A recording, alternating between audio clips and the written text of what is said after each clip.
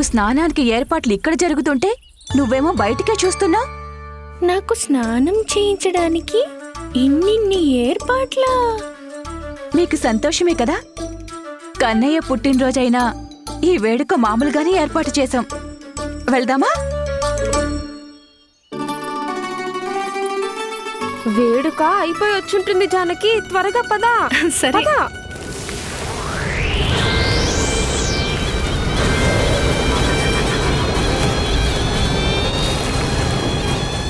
అవును, బర్సానాకి వెళ్లాల్సిన అవసరం ఏముంటుంది?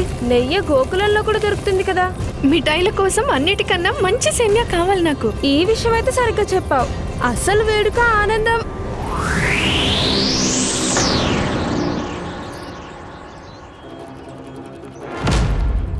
ఏమైంది? ఏం లేదు, నేనేమంటున్నానంటే వేడుక ఆనందం అంతా పిండి వంటలతోనే కదా వచ్చేది. జన్మదిన వేడుకలు కాదు, మారణ హోమాన్ని కల్లారా చూస్తారు గోకులంలో అందరూ.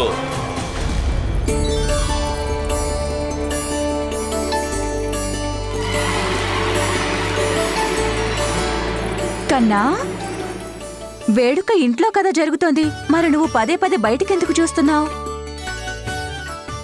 కన్నయ్య, సిద్ధం కావాలి. ఇవాళ ఈ గోపికలందరూ కలిసి నీకు స్నానం చేయిస్తారు.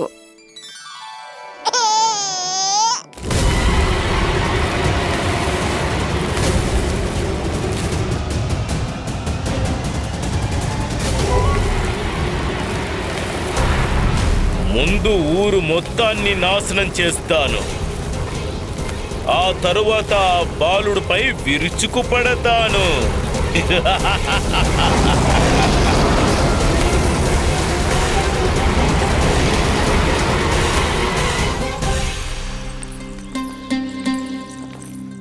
ఇవాళ కంసుడి ఆస్థానంలో ఉత్సవం జరపబడుతోంది.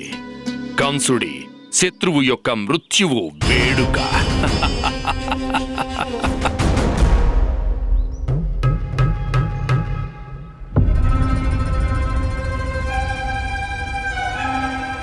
ఏమైంది? నా మీద మీకు నమ్మకం లేకుండా పోయిందా? మీ మీద అమితమైన నమ్మకం ఉంది మహారాజా. కానీ గతంలో లభించిన అపజయాల సూచిక చాలా పెద్దగా ఉంది. అందుకని మీరెవరినైతే పంపించారో ఆ తుఫాన్ అనుకునే అతనిపై నమ్మకం పెంచుకోవడం కాస్త కష్టంగా ఉంది. ఎవరినైతే నేను పంపించానో వారి గతం గురించి తెలుసుకుని అపజయం అనే సందేహం కూడా మృత్యువుని వర్ణించుకుంటుంది. పొరపాటున తృణావర్తుని శక్తితో తను ఎదురుపడాల్సి రాకూడదని. తృణావర్తుడా? అదే తృణావర్తుడు. తన ఆగడాలతో శతాబ్దాల క్రితం మహారుషులు కూడా గాబరా పడిపోయారు. దాంతో వారు తాము సంవత్సరాల భీషణ తపస్సు చేశారు. దాంతో తనని ఒక విశేషమైన ఇనుప పెట్టెలో బంధించి ఉంచడం కోసం ఆ ఆగడాలకు సాక్షాత్తు రూపం ఆ గొప్ప తృణావర్తుణ్ణి నేను విముక్తుణ్ణి చేశాను. ఇంకెప్పుడు తను నా శత్రువు యొక్క మృత్యువు ఛాయతో విముక్తి కలిగిస్తాడు. మృత్యువును ఇచ్చి వస్తాడు. ఆ విష్ణువు అవతారానికి మృత్యువు.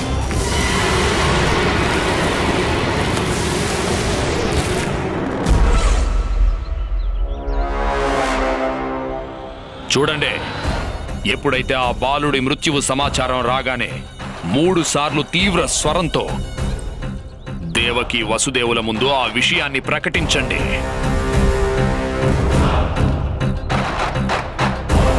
ఆనందం ఇంకా పెరిగిపోతుంది.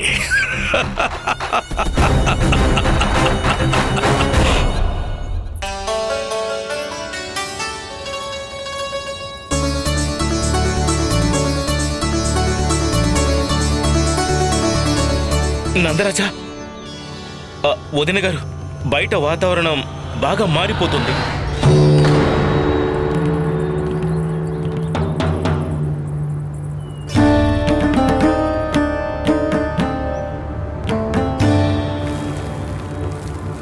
నాకైతే పెద్దగా ఆలోచించాల్సిందేమీ కాదనిపిస్తుంది. ఒక్క క్షణం నాకైతే ఇది చాలా భయంకరంగా కంగారు అవుతుందేమో. పడకండి, ఆహ్లాదంగా అవుతుంది. నా కన్నయ్య పుట్టినరోజు కదా, ప్రకృతి చల్లటి గాలితో అభినందనలు చెప్తోంది. వినాశకానికి సంకేతం ఇస్తుందమ్మా. ఇది జాగ్రత్త పడాల్సిన సమయం. నేను బయలుదేరుతాను యశోద. క్రితం సారిలా పెద్ద తుఫాన్ వస్తే నేను ఇబ్బంది పడతాను, సరేనా? శంకరి పిన్ని, నా కన్నయ్య జన్మదినం కదా, అంత త్వరగా ఎందుకు వెళ్తున్నావు?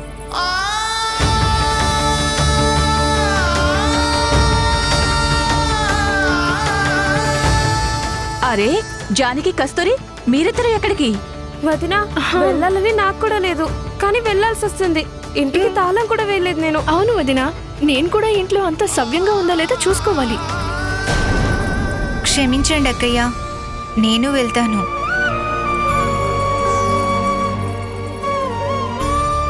యశోద, నేను తలుపులన్నీ తీసి ఉంచే వచ్చేశాను. వెళ్ళి చూడాలి. నువ్వేమీ విచారించుకు. నేను బలరాముడు భోజన సమయానికంటే ముందే వచ్చేస్తాము.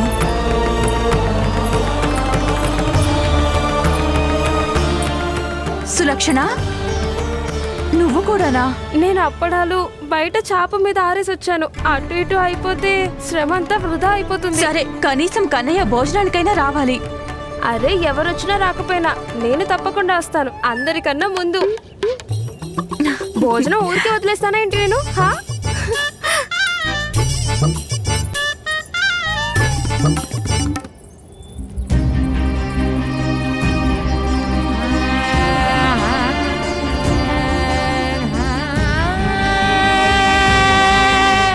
యశోద, నేను ఒకసారి గోశాల చూసుకొని వస్తాను.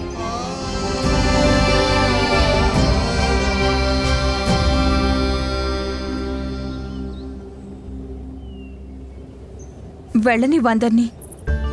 నీ పుట్టినరోజు జరుపుకోవడానికి అమ్మా, కన్నా ఇద్దరే సరిపోతారు కదా. విషయం మాత్రం సరిగ్గా చెప్పావమ్మా. కానీ నేను ఈ అనవసర అతిథిని కూడా చూసుకోవాలి మరి.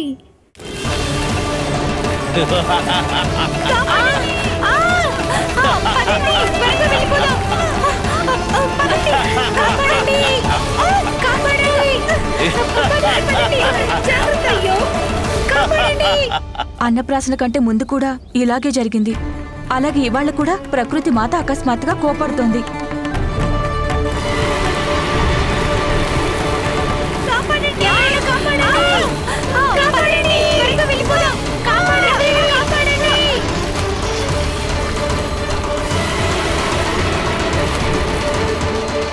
హే నారాయణ, ఇదంతా కూడా ఏదైనా వేడుక సమయంలోనే ఎందుకు జరుగుతోంది?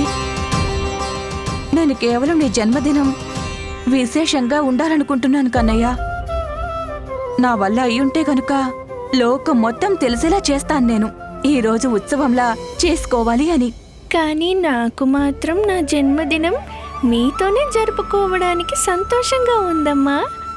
అలాగా కన్నా, నువ్వు కూడా నీ జన్మదినం మీ అమ్మతో జరుపుకుంటే సంతోషంగా ఉంటుందంటున్నావా? అయితే చెప్పు, ముందేం చేద్దాం? పాటలు పాడదామా? నాట్యం చేద్దామా? చెప్పు. నేను సంగీతం వినిపించనా ప్రభు?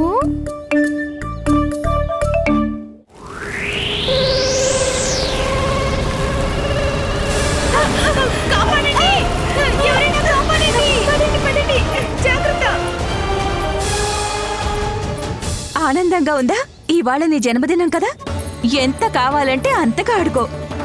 ఏ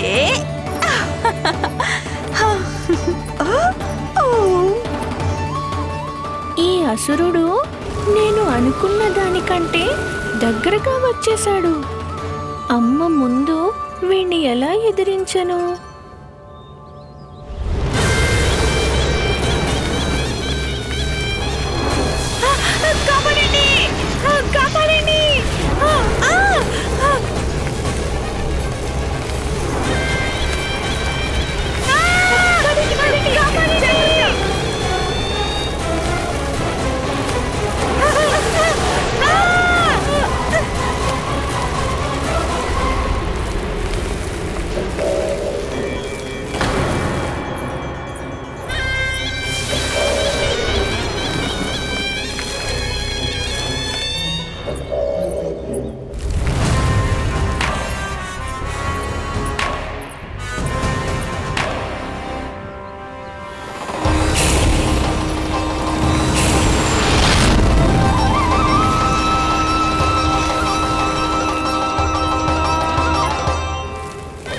అయితే నువ్వేనన్నమాట ఆ బాలుడివి. ఎవరి కోసమైతే కంస మహారాజు నన్ను ఇక్కడికి పంపించారో. అయితే నువ్వేనన్నమాట తృణవర్తుడివి. నీ మృత్యువే నిన్ను స్వయంగా ఇక్కడికి రప్పించిందన్నమాట. చూస్తుంటే నీకు ఎగరడం అంటే చాలా ఇష్టం అనుకుంటా. చింతించకు బాలక, ఇవాళ నీతో పాటు మీ అమ్మని కూడా ఎత్తుకెళ్ళిపోతాను. ఎంతో ఎత్తు నుండి తనని కింద పడేస్తాను. అది చూసి నేను చాలా ఆనందిస్తాను. ఏ కంసుడి కోసం ఇవాళ ఇలాంటి అపశబ్దాలు పలుకుతున్నావో ఇవాళ ఆ కంసుడే నీ ప్రాణాలు హరించేలా చేస్తాడు తృణవర్త. ఇది ఒక తల్లి గౌరవం కోసం ఒక పుత్రుడి వాగ్దానం. మహారాజు కంసులకు మాటిచ్చాను నేను. ఇవాళ నా నుంచి నిన్ను ఎవ్వరూ కాపాడలేరు. స్వయంగా విష్ణువు కూడా కాపాడలేడు.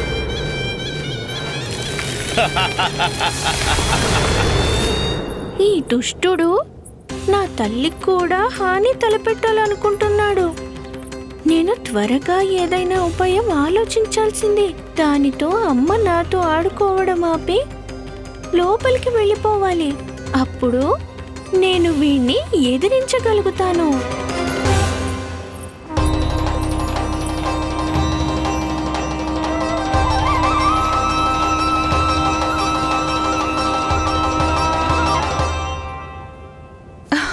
వీడింత బరువుగా ఎందుకున్నాడు?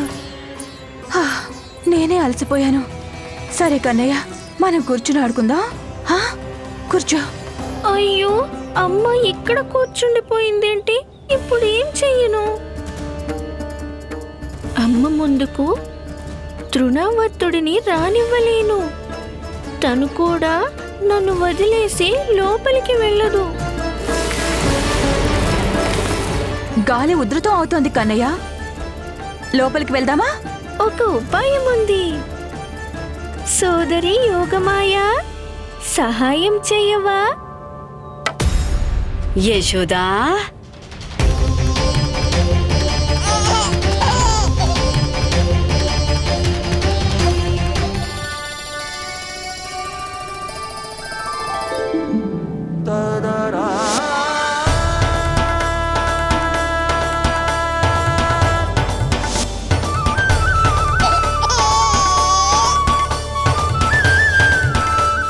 ఆవిడ్ని రానివ్వండి.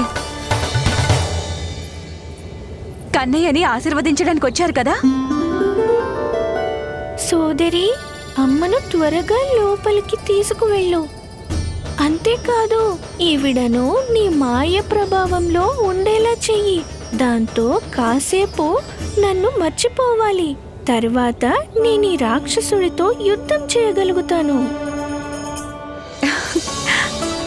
మీరు చెప్పినవన్నీ నాకు చాలా బాగా ఉపయోగపడ్డాయి. మీరు చెప్పినట్లుగా నేను వాడికి మర్దన చేస్తున్నాను. నేను చెప్పడమే మర్చిపోయాను. కన్నయ్య వాడి పేరు, అసలు పేరు కృష్ణ అని పెట్టాము. కానీ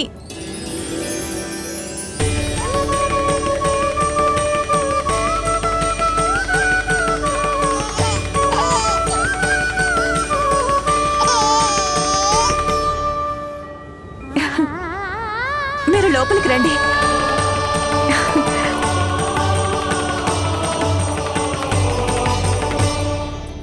ధన్యవాదాలు సోదరి. నేను నా కార్యం పూర్తి చేసుకునేంత వరకు అమ్మను బయటకు రానివ్వకుండా చూడు, సరేనా?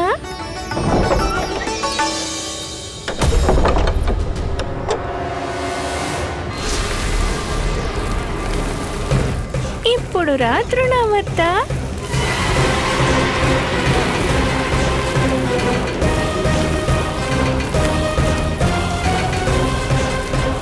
కన్నయ్య, కన్నయ్య! కన్నయ్య, కన్నయ్య!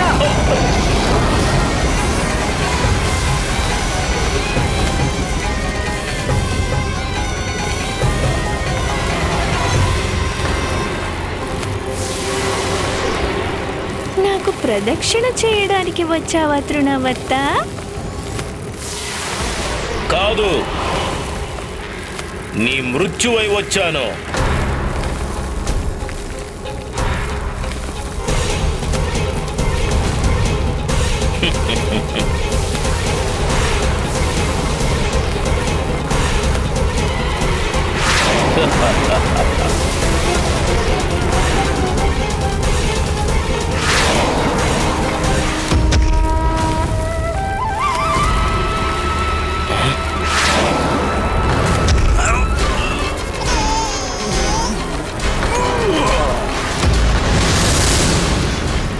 అంటే నువ్వు విష్ణువు యొక్క అవతారం అనేది నిజమేనన్నమాట. అయితే ఇప్పుడు ఇంకా ఆనందంగా ఉంటుందన్నమాట ఈ యుద్ధం. నిన్ను బంధించి కంసుడి ఆస్థానంలో ఇవాల్టి యుగానికి అందరికన్నా గొప్ప రాక్షసుని అనిపించుకుంటాను.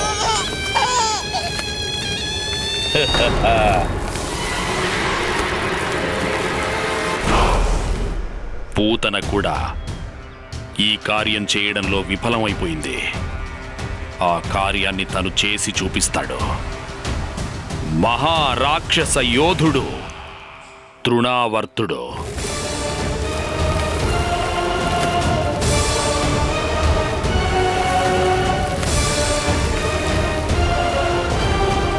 చూస్తూ ఉండండి. ఇలాగే చేజిక్కించుకుంటాడు ఆ బాలుని తన గుప్పిట్లోకి.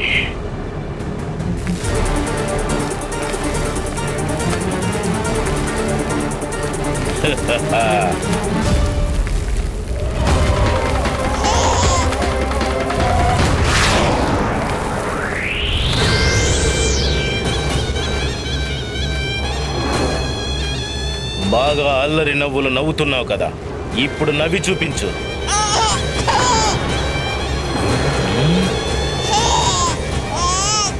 నిన్ను కంస మహారాజు ముందుకు తీసుకువెళ్ళి ఆకాశంలో నుంచి భూమి మీదికి విసిరి పడేస్తాను.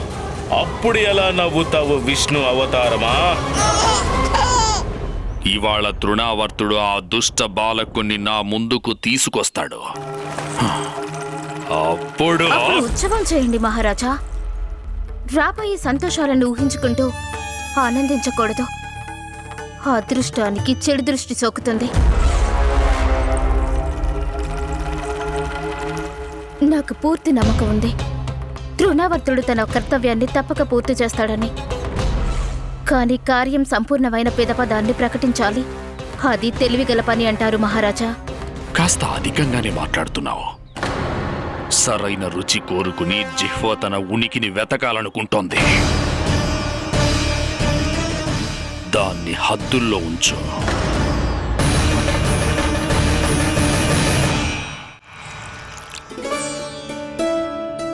మీరు అసలు తినడమే లేదు. కొంచెమైనా తీసుకోండి.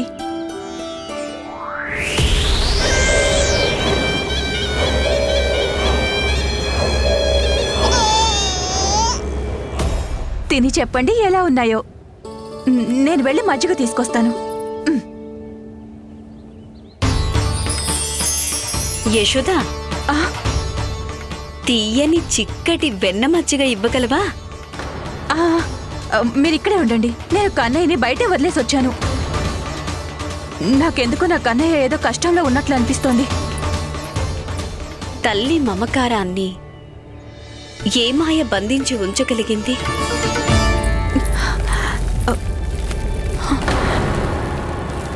కన్నయ్య, కన్నయ్య, కన్నయ్య, కన్నయ్య ఎక్కడికి వెళ్ళిపోయాడు?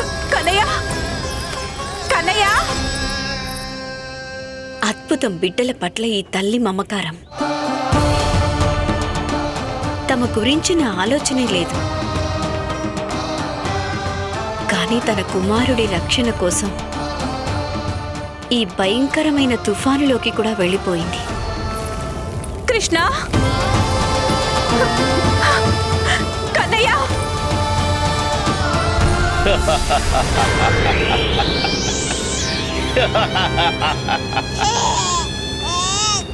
నీకేమనిపిస్తుంది? నిన్ను ఏమైనా షికారుకి తీసుకెళ్తున్నాను అనుకుంటున్నావా? నిన్ను ఇంకా పైకి తీసుకెళ్తాను. అప్పుడు నీకు ఎత్తు నుండి కిందికి పడిపోయే భయం ఏమిటో తెలుస్తుంది.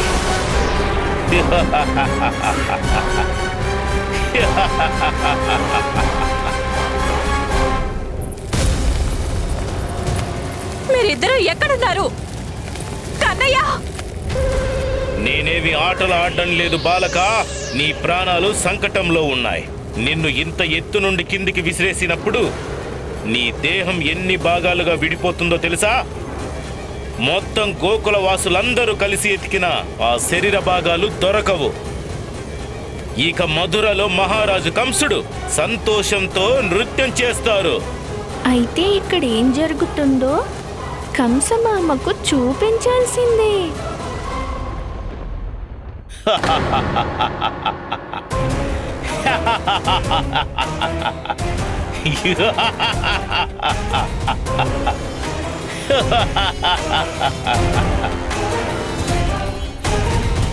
అటు చూడు, అదిగో తృణావర్తుడు ఆ బాలుడితో పాటు.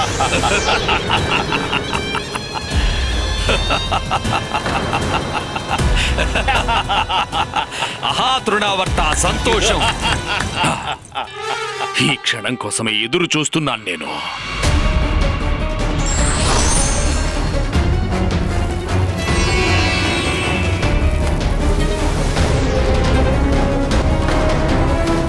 నేను స్వామి సహాయానికి వెళ్ళాలా వద్దా? ఈ రాక్షసుడి అహంకారాన్ని అణిచివేసి త్వరగా అమ్మ దగ్గరికి వెళ్ళిపోవాలి నేను. వీడికి నా నవ్వంటే చిరాకు. మరి ఇప్పుడు ఇదే నా అస్త్రంగా మారుతుంది.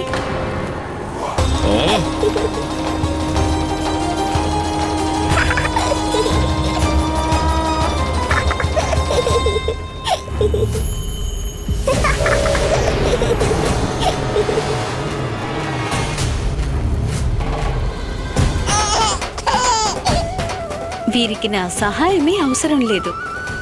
ఒకవేళ ఉంటే కనుక వీరు ఎప్పుడైనా నన్ను తప్పకుండా స్మరించుకుంటారు. అప్పటి వరకు సరైన సమయం కోసం నేను కూడా వేచి ఉండవలసిందే.